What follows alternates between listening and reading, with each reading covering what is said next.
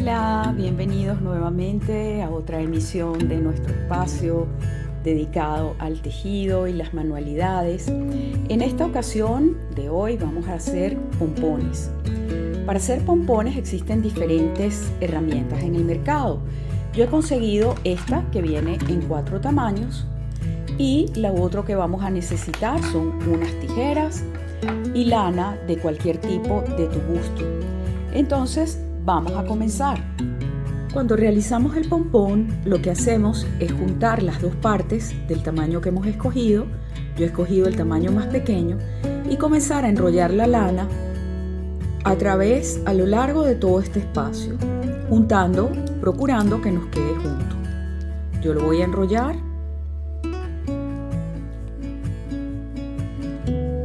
y después que lo tenga enrollado voy a cortar la hebra. Una vez que haya completado este lado, procedo a hacer exactamente lo mismo por el otro lado. Es importante que ambos lados queden rellenos con la misma cantidad de lana y preferiblemente bastante rellenitos para que el pompón quede bien gordito. Aquí ya está la lana completamente enrollada por ambos lados. Y entonces lo que nos toca hacer es cerrar. Yo la puse bien gordita porque, como les comenté, eso es lo que hace que el pompón quede bien redondito. Cerramos, unimos esta partecita aquí con este clip que tiene el aparato y así garantizamos que el pompón está listo para poderse cortar. Con la tijera, a través de esta hendidura, procedemos a cortar.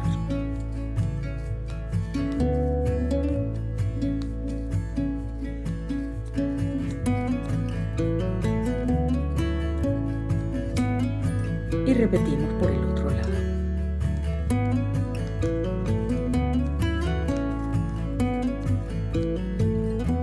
Aquí ya está cortado el pompón y lo próximo que vamos a hacer es cortar una hebra del mismo color, o como tú prefieras, si los vas a colgar con otro material.